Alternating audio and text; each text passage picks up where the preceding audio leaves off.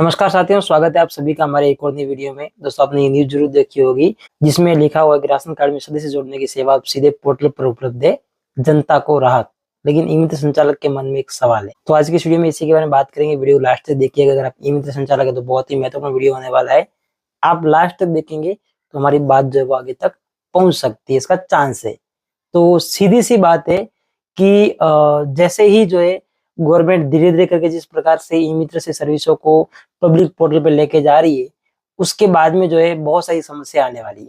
क्योंकि ई मित्र संचालक नियमों में बंध के काम करता है। उसकी कुछ रेट लिस्ट है, सरकार के कुछ नियम है, कुछ एग्रीमेंट है, जिसको ध्यान में रखते हुए उसको काम करना होता है। अगर वो कोई गलती करता पाया जाता है तो उसके खिलाफ कार्रवाई होती है, उसको पेनल्टी लगती है। और अगर इस तरह से बहुत ही महत्वपूर्ण सेवाएं बाहर दे दी गई, डायरेक्ट आमजन खुद यूज कर पाएगा, तो क्या जो राजस्थान का आम व्यक्ति है वो पोर्टल को अच्छे से यूज कर पाएगा?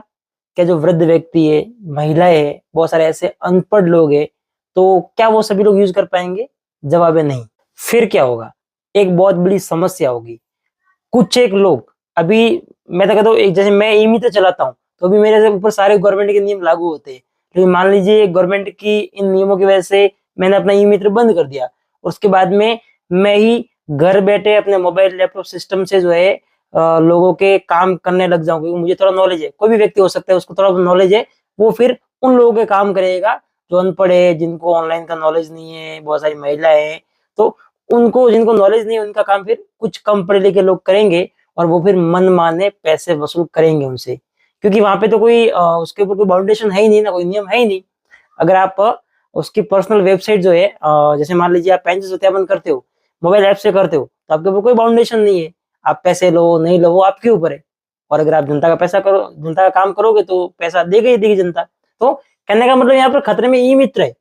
ई मित्र वाला तो अगर मान लो फिर उसको लगेगा कि ई मित्र बंद करने में बेनिफिट है, बिना ई मित्र के काम करने में ज्यादा फायदा हो रहा है, फिर वो तो वही करेगा ना। और जब ये चीज होगी तो जनता खुद ही बोलेगी कि ई मित्र पे ही अच्छा था, वहां पे पैसे कम लिए जाते थे, लेकिन अभी ये लोग तो मनमाने पैसे ले रहे हैं, इनकी शिकायत क्या करे? कोई ऑप्शन नहीं होगा, ना ही जो कोई जवाबदेही होगी उन चीजों की। तो सोचने वाली बात ये कि क्या ये सच में सही समाधान है? हम ये बिल्कुल नहीं चाहते कि डिजिटल सुविधाएं बंद हो। हम ये कह रहे हैं कि संतुलित हो और पूरा जो है संवेदनापूर्ण सोच के फैसले लिए जाए। अगर सरकार सेवाओं को पोर्टल पे देना चाहती है, बाहर के पोर्टल पे, तो ई मित्र के विषय में भी कुछ सोचा जाए। ई मित्र परियोजना को भी साथ साथ में मजबूत किया जाए। कुछ नई योजनाएं, कुछ नई सेवाएं दी जाए, कुछ नई सुविधाएं दी जाए ई मित्र की, उसको रेट लिस्ट बढ़ाई जाए, उनको जो भी समस्या आती है उसका समाधान किया जाए। क्योंकि अगर ई मित्र कमजोर हुआ ना, तो सबसे ज्यादा समस्या दूर दराज के ग्रामीण इलाकों में बचे उन लोगों को आएगी, जो कहीं ना कहीं खुद ऑनलाइन का नॉलेज नहीं रखते हैं, और उनके एकमात्र सहारा ई मित्र ही होता है। ई मित्र सिर्फ कमाई का साधन नहीं है,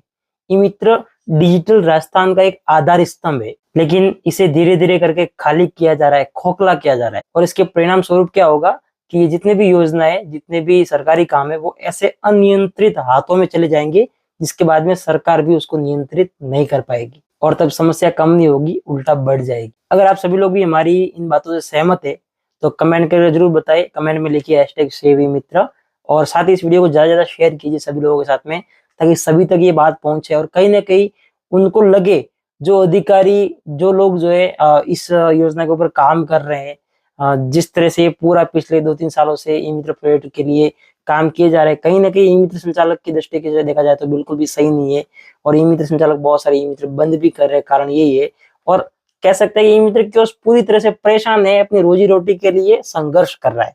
तो कहने का मतलब ये, इस वीडियो को ज्यादा शेयर कीजिए, आपके ई मित्र ग्रुपों में शेयर कीजिए, साथ ही पॉसिबल हो तो आप शेयर करेंगे तो ऑटोमेटिक भी जो है वो आगे तक पहुंचेगा, और ज्यादा लोगों तक पहुंचेगा तो इसके ऊपर कुछ ना कुछ एक्शन हो सकता है।